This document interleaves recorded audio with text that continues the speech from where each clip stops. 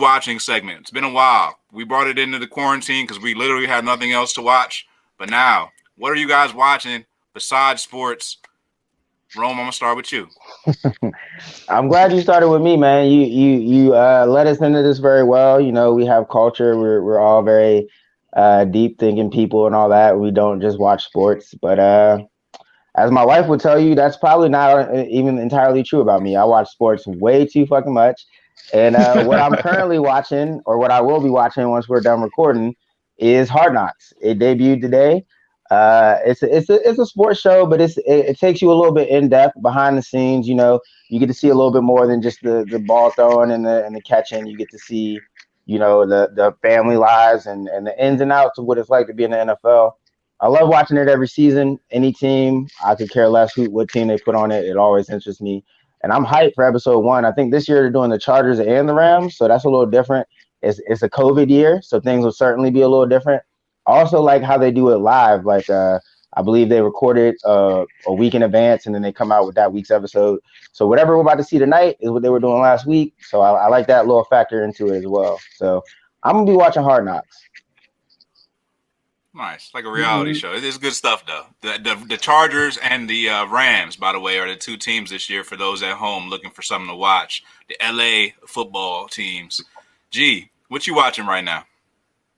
Shit, what am I not watching? Right now, I'm watching the Umbrella Academy.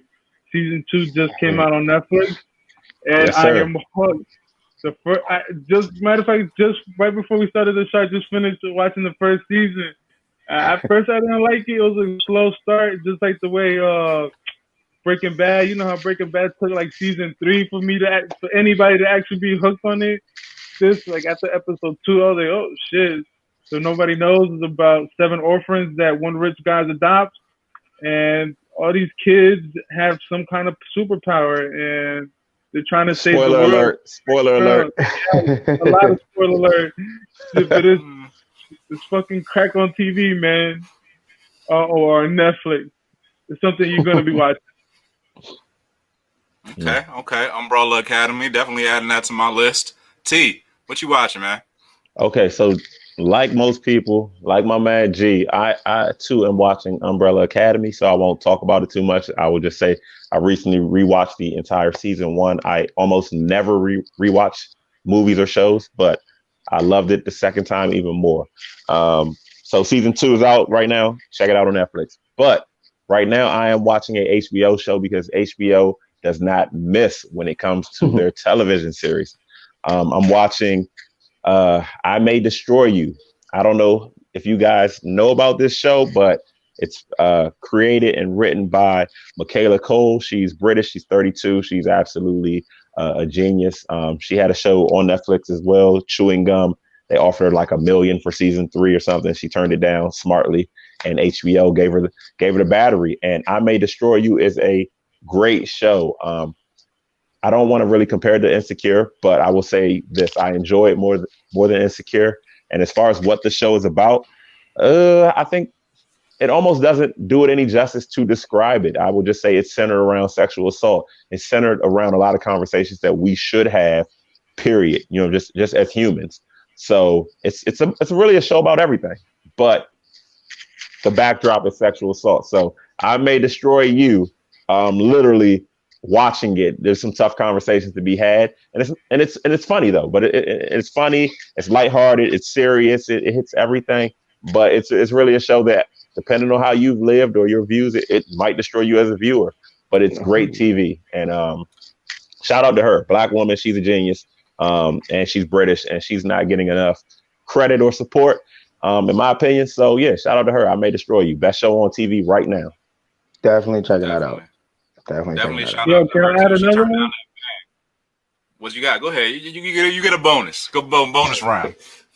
Unsolved Mystery on Netflix is another more crack on TV.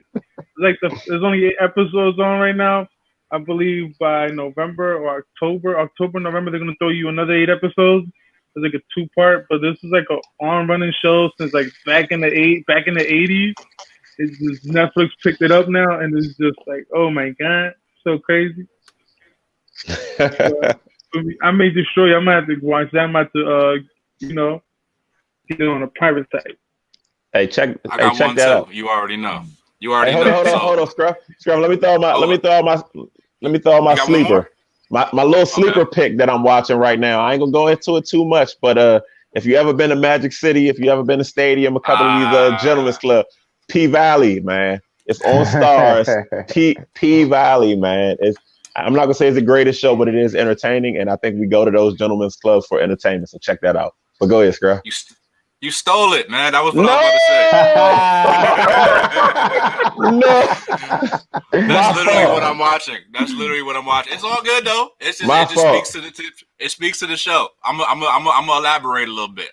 You feel me? Do you think? Yo, P Valley, bro. I ain't gonna lie. I'm keeping it a buck with you. I first started watching it because it was daytime. Was no games on. I said, you know what? Let me see what this is going on. You feel me? End of the day, worst case scenario, I'm gonna see some skin. You know what I'm saying? Now, what really made me want to watch it is actually Gas was in attendance at a Power premiere, and we actually met the girl that plays Miss Mississippi. You feel me? Who am I? Crooked letter? Yeah. I ain't gonna do all that because I don't even. That's complicated. But we met her at the premiere. Beautiful young actress, very talented girl. She's on the way up. She actually played in Power. So shout out to her. She's doing her thing.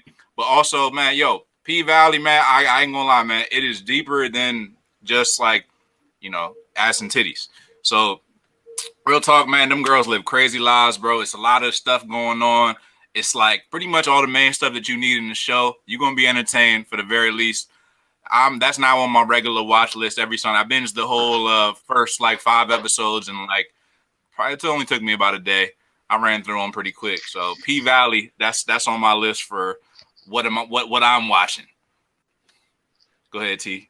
I mean, look, I ain't mean to steal your thunder, but that P Valley, if you're not watching, if you haven't heard about it, I caught it on a whim. I saw somebody tweeting about P Valley. It popped up on my Amazon, said I should watch it. I checked it out, and now it's a must watch. It popped up. no pun intended, but it's a must watch. So let me tell you. Stand for? We can't say that without the SEC. That's the name of the town. That's the name of the town, though, for real. Okay. It's like a double entendre. It's like a double entendre. I got you. I like man. It's really about one exotic dancer, stripper, what have you. She's looking to exit the game and kind of like the drug game and be legit, or saying make a good business out of it. And then there's a whole real backstory about this mysterious stripper that we don't really know about her past, and they're giving us flashbacks, and she's kind of the next big thing in that strip club, and we're trying to really get to the root of what her background is and what her situation is. I can't really describe it more than that without spoiling it, giving it away. I mean, it's one of those for the culture shows, because you have the music, you have the food, you have that Southern culture, you know what I'm saying, the accents and the pole dancing and what you really would expect if you go down south in a small town and you walk into one of those gentlemen's clubs. So good show, man. If you haven't checked it out, watch it. But in the TV show? Nah, it's not. I mean, it's really like nothing I've ever seen, to be honest. Yeah, like it's kind of its own thing, and I want to say it might be like a spinoff of Hustlers or something, but I don't even think that gives it its right credit. But you got to watch it. It's like Power, but for strippers. If that makes sense. That's what I was kind of feeling. Y'all were saying. I like that Power, but for strippers. Yeah, there's a couple. It goes in depth. Yeah, it's a lot of little storylines here and there. I don't think people aren't going to enjoy this. I think no matter what you're in TV for, there's something for you. Yeah, just don't have the kids with you, bro. them boys gonna be learning some new things. Hey man, I had my 1-year-old with me, and I started looking at that WAP video, and I was like, "Oh no!" Didn't realize it was gonna be like that. We already covered the bubble. Watch that video.